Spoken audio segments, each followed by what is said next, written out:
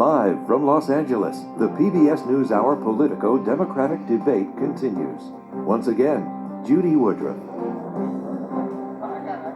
Welcome back to the PBS NewsHour Politico Democratic presidential debate. The next question is from Tim Alberta of Politico. Thanks, Judy. Candidates, good evening. We're going to talk about climate now. Senator Klobuchar, many scientists say that even if the U.S. reduced its carbon footprint to zero by the year 2050, the damage will have been done. The climate change will have made certain places in the U.S. unlivable. So knowing this, would you support a new federal program to subsidize the relocation of American families and businesses away from places like Miami or Paradise, California, perhaps, Davenport, Iowa, because we know these places are going to be hit time and time again? Well, I very much hope we're not going to have to relocate entire cities, but we will probably have to relocate some individual residents. And the problem right now is that this climate change is an existential crisis. And you are seeing it here in California with the fires that you just had. You saw it in Northern California, as was mentioned, with Paradise. And the most moving video from that to me was a 30-second video of that dad driving his little girl through the lapping fires with the neighborhood burning behind him and singing to her to calm her down. We cannot wait to act. There's an Ojibwe saying that great leaders make decisions not for this generation, but 7 generations from now. This president doesn't keep his decisions for 7 minutes. So what I think we need to do, get back into the International Climate Change Agreement. I will do that on day 1. On day 2, bring back the clean power rules. On day 3, the gas mileage standards. I see the governor of California, who's been working so hard to get those done, defied every step of the way by the Trump administration, and then introduced sweeping legislation to put a price on carbon and build a fridge to the next century. Thank you, Senator Which means Klobuchar. we must upgrade our buildings and our building standards. Thank you, Senator Klobuchar. Mr. Steyer, would you support such a new federal program, again, to help subsidize the relocation of these families? Look, I am hoping that we, in fact, will do what I'm suggesting, which is declare a state of emergency on day 1 of my presidency. I have made this. I believe I'm the only person here who will say unequivocally, this is my #1 priority. I know that we have to deal with this crisis. I know that we have to deal with it from the standpoint of environmental justice. I've been working on this for more than a decade. I've taken on oil companies and beaten them on environmental laws. I've pushed clean energy across this country. I've prevented pipelines and I've prevented fossil fuel plants. But what I know is this: not only can we clean up the air and water in the Black and brown communities where our pollution is concentrated, this is also the opportunity to create literally millions of middle-class union jobs, well paid, across the United States of America. Our biggest crisis is our biggest opportunity.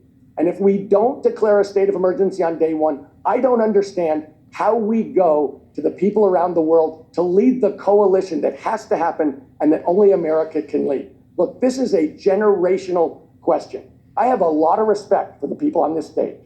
I know everybody is worried about this, but for instance, I would call on Mayor Buttigieg to prioritize this higher, because the people in his generation understand that this is a crisis that we have to go on right now, but it's also the greatest opportunity to rebuild and reinvent America. Thank you, Mr. Steyer. Mr. Buttigieg, 45 seconds to respond.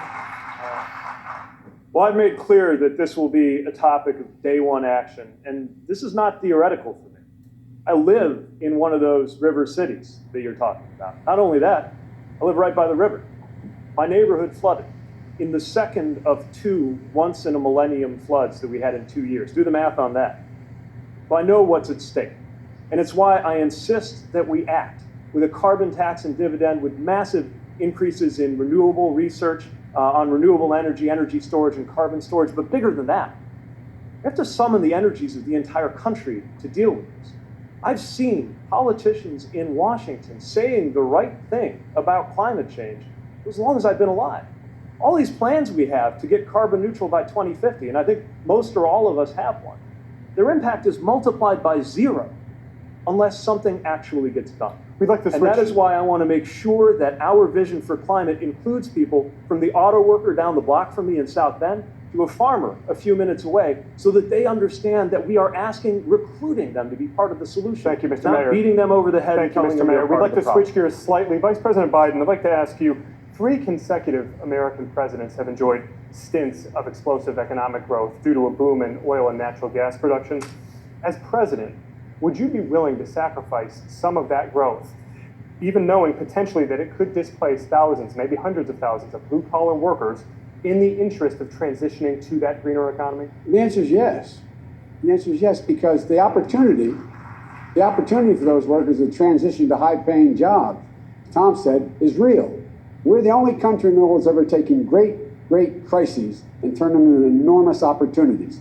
I've met with the union leaders. For example, we should in fact be making sure right now that every new building built is energy contained, that it doesn't leak energy, that in fact we should be providing tax credits for people to be able to make their homes turn to solar power. Where there's all kinds of folks out here, right here in California, we're now on the verge of having batteries that are about the size of the top of this podium, that you can store energy when in fact the wind isn't blowing and the sun isn't shining. We have enormous opportunities. For example, you talk about, would we relocate people who in fact were in a position where they lost their home? We have to not rebuild to the standard that existed before when we talk about when we come in and help people. We have to rebuild to the standard that exists today.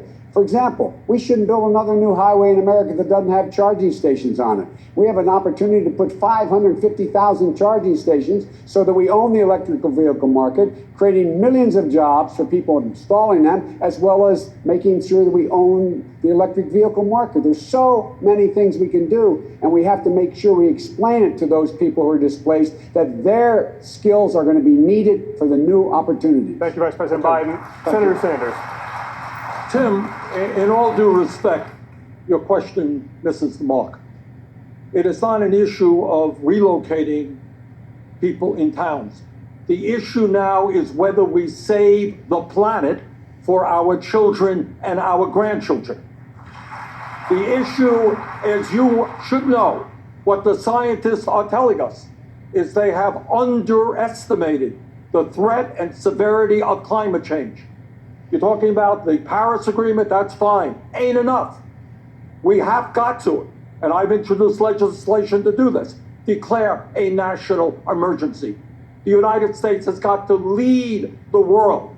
And maybe, just maybe, instead of spending $1.8 trillion a year globally on weapons of destruction, maybe an American president, i.e. Bernie Sanders, can lead the world. Instead of spending weapon money to kill each other, maybe we pool our resources and fight our common enemy, Thank you, Senator which Sanders. is climate change. Thank you, Senator Sanders. Senator Warren, a new question to you, Senator Warren. Many of our Western allies rely heavily on nuclear energy because it's efficient, affordable, and virtually carbon-free. And many climate experts believe that it's impossible to realize your goal of net zero emissions by the year 2050 without utilizing nuclear energy. So can you have it both ways on this issue?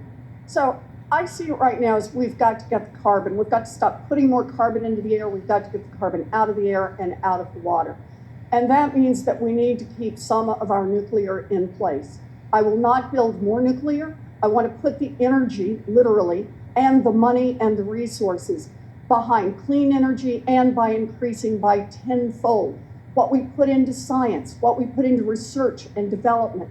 We need to do what we do best, and that is innovate our way out of this problem and be a world leader.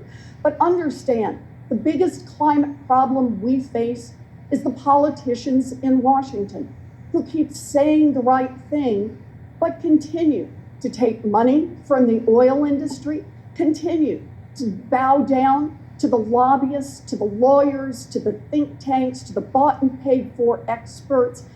America understands that we've got to make change and we're running out of time, that climate change threatens every living thing on this planet. But getting Congress to act, they just don't want to hear it. And if we don't attack the corruption first, if we don't attack the corruption head on, then we're not going to be able to make the changes we need to make. on climate, on gun safety, on drug pricing, on all of the big problems that face us. Thank you. We need a Washington that doesn't just work for the rich and the powerful. We need one that works for our families. Thank you, Senator Klobuchar, and then I'd like to bring in Senator Yang and Mr. Steyer Yeah, for follow-up. well, I wanted to add to what Elizabeth said. So the way we tackle this corruption is by winning big in this election. And the way we take on climate change in a big way is by, yes, talking about what's happening on the coast, as I just did, but also talking about what's happening in the Midwest, where I'm from. It's not flyover country to me. I live there. And what we are seeing there is unprecedented flooding. We're seeing an increase, 50% increase in homeowners insurance over the last few years. And when we make these changes, we have to make clear to people that when we put a price on carbon, that money is going to come back to those areas where people are going to be hurt, where jobs are going to change, and to make them whole with their energy bills. When you make the case like that, you bring in the Midwestern votes, you win big, and I think the best way to do it is by putting someone at the top of the ticket who's from the Midwest. Mr. Yang, 45 seconds on the issue of nuclear energy. Well, first, we should obviously be paying to relocate Americans away from places that are hit by climate change. We're already doing it. We relocated a town in Louisiana that became uninhabitable because the sea levels rose. And we know that town is not alone. That's playing out in coastal areas around the country. The question is, do you leave that town on its own to fend for itself, or do you come together as a country and say, we need to protect our people from climate change? Part of my plan is literally called Move People to Higher Ground, because that's what we need to do. And that's literal and figurative. Here in California, it's forest fires and forest management. On nuclear power, I agree with the research. We need to have everything on the table in a crisis situation, which this is. Other countries have had success with nuclear power, and the next generation thorium reactors have a wealth of potential. Thorium is not radioactive the way uranium is. It doesn't last as long, and you can't make a weapon out of it. If we're going to innovate our way out of this, as Elizabeth is saying, then we have to have nuclear on the table. Thank you, Mr. Yang. The last word on climate to you, Mr. Steyer. Look, the point about nuclear power is it's not at a stage in the United States where it's competitive on price. It has a lot of risks to it in terms of disasters, and we have no ability to store the toxins that come out of it and last 100,000 years. We actually have the technology that we need. It's called wind and solar and batteries. So in fact, what we need to do, we can do. We've got to stop taking a look at this as something that we can't do, because we can do this, and we can do it in a way that rebuilds this country on an accelerated basis, creates millions of union jobs, and we come at it from the standpoint of environmental justice.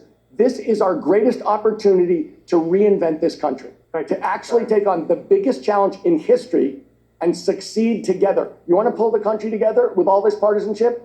Let's take on the biggest challenge in history and succeed together as a nation. That's what pulls people together. Thank you, Mr. Steyer. Amna. Thanks, Ken. Vice President Biden. Yes. You've been reassuring voters that things will return to normal once President Trump leaves office, that Republicans will have what you call an epiphany and come to the table to work with the Biden administration. But given everything that you have seen from current Republicans, what evidence is there that things will change? Look, I didn't say return to normal. Normal is not enough.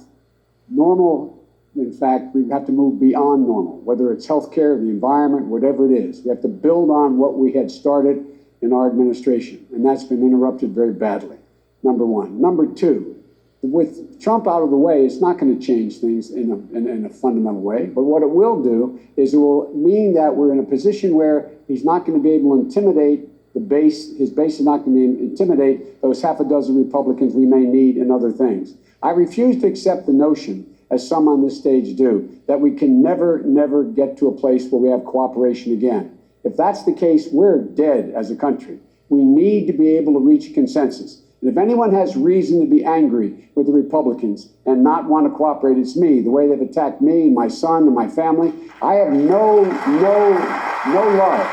But the fact is, we have to be able to get things done. And when we can't convince them, we go out and beat them like we did in the 2018 election in red states and in purple states. Thank you, Mr. Biden.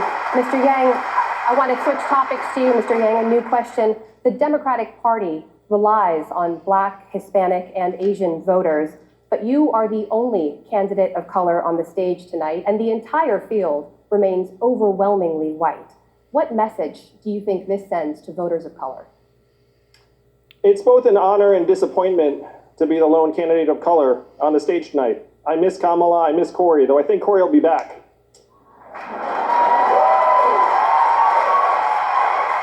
I grew up the son of immigrants, and I had many racial epithets used against me as a kid. But Black and Latinos have something much more powerful working against them than words. They have numbers. The average net worth of a Black household is only 10% that of a white household. For Latinos, it's 12%. If you're a Black woman, you're 320% more likely to die from complications in childbirth. These are the numbers that define race in our country. And the question is, why am I the lone candidate of color on this stage? Fewer than 5% of Americans donate to political campaigns. You know what you need to donate to political campaigns? Disposable income. The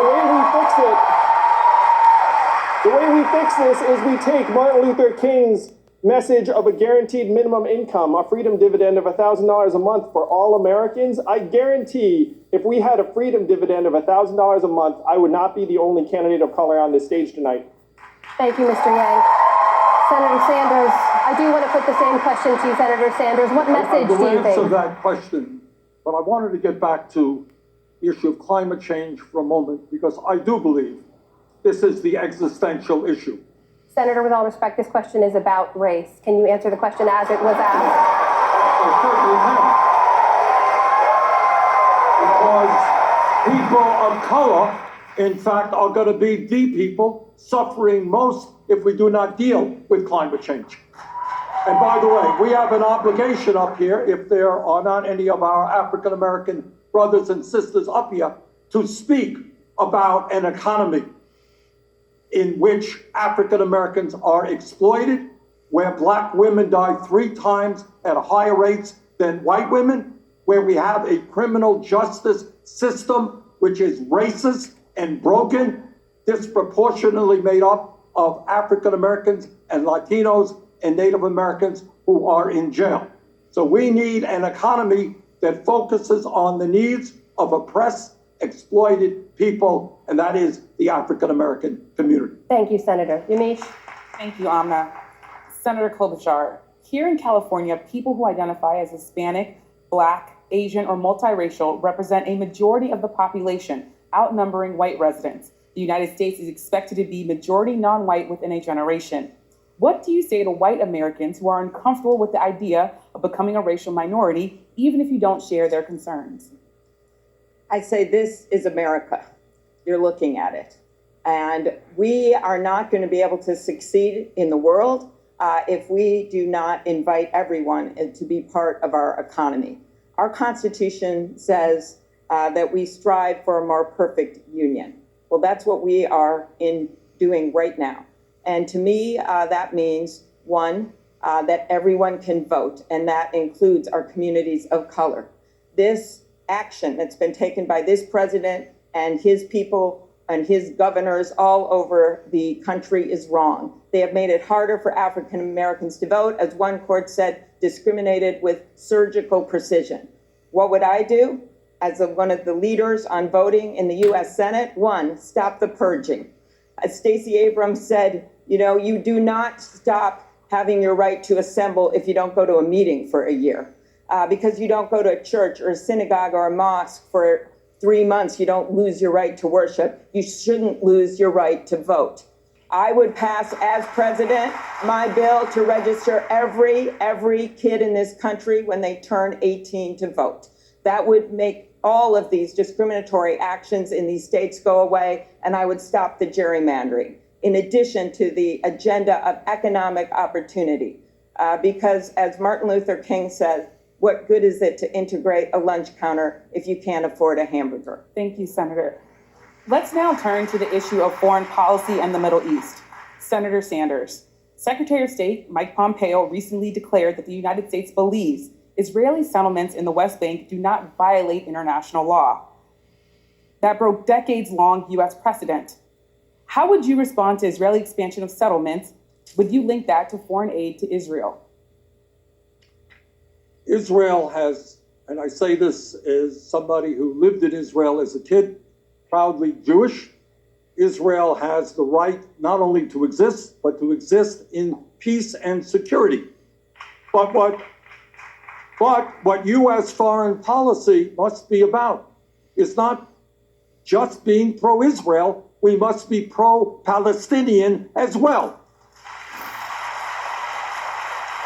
And whether, in my view, we must understand that right now in Israel, we have leadership under Netanyahu, who has recently, as you know, been indicted for bribery, who in my view is a racist.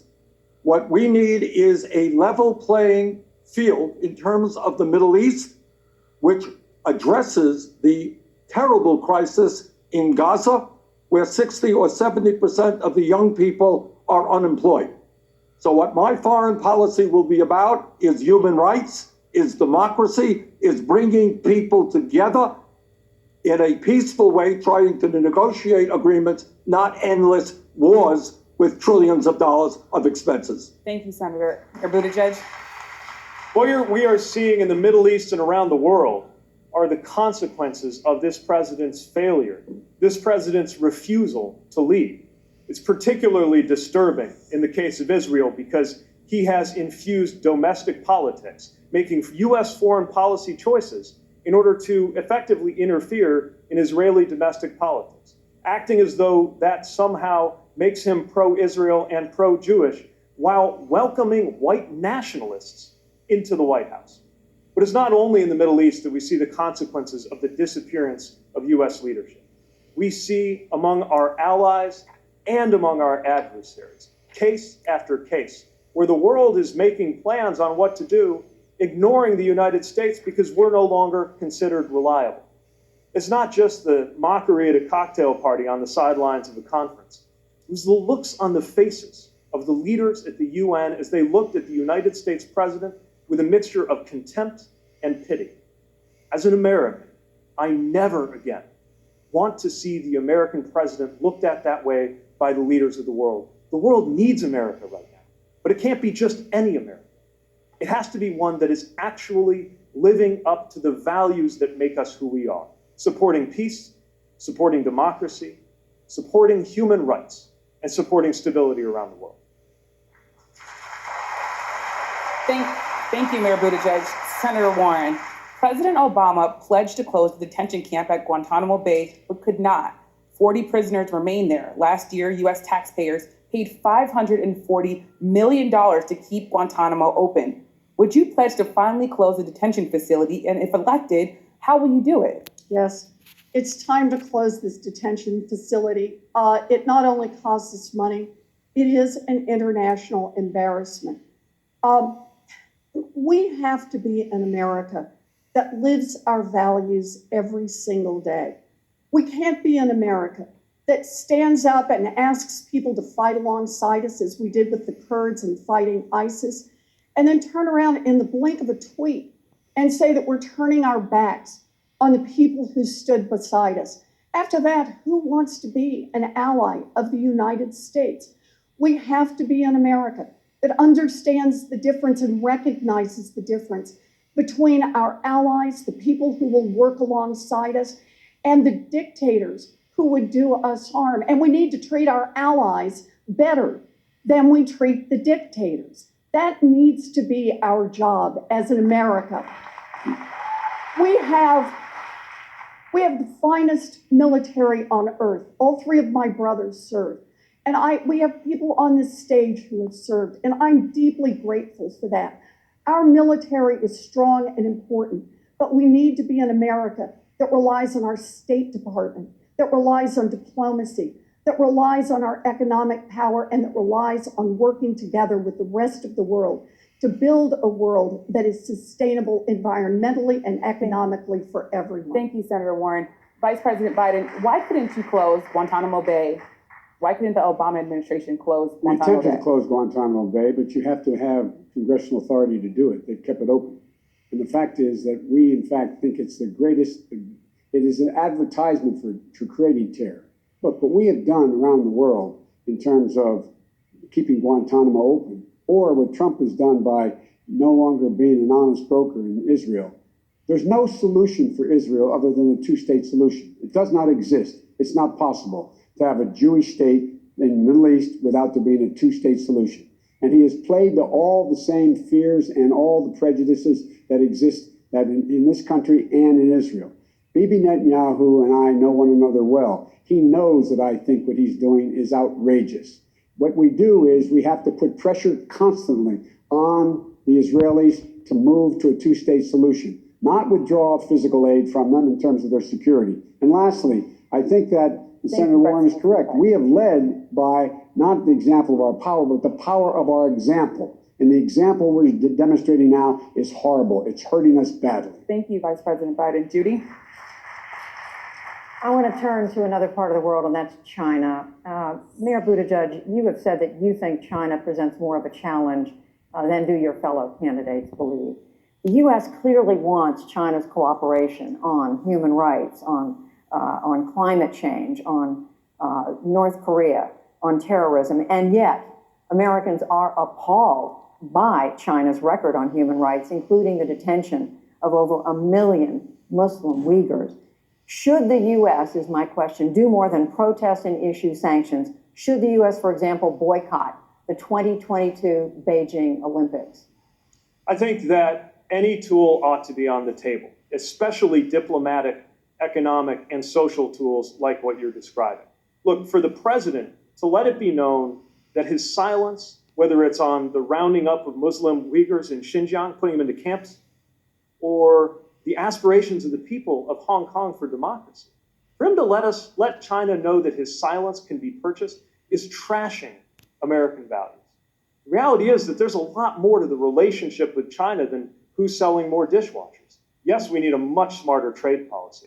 We also have to acknowledge what's going on over there. The use of technology for the perfection of dictatorship. That is going to require a stronger than ever response from the U.S. in defense of democracy. But when folks out there standing up for democracy hear not a peep from the President of the United States, what message is that sending to the Chinese Communist Party? The message I will send is that if they perpetrate a repeat of anything like Tiananmen Square when it comes to Hong Kong, they will be isolated from the free world, and we will lead that isolation diplomatically and economically. Mr. Steyer, many Americans have been moved in the last months by the protests of the people of Hong Kong. It is Chinese territory, but what would you do as president if the Chinese government moved in militarily? Look, there is a temptation, particularly for this president, to try and answer that in a bilateral way. The way the United States should be reacting in Hong Kong is by gathering our coalition of democracy and freedom-loving partners and allies to push back. In fact, when we're making moral statements around the world, it should not be us threatening and trying to be the world's policeman. It should be us leading on a value-driven basis with the other people who share our values and want to change the world. We actually can't isolate ourselves from China. In fact, we have to work with them as a frenemy, people who disturb us, who we disagree with, but who in effect we are linked to in a world that is ever getting closer. And in fact, if we are going to treat climate as the threat that it is, we are going to have to partner with the Chinese.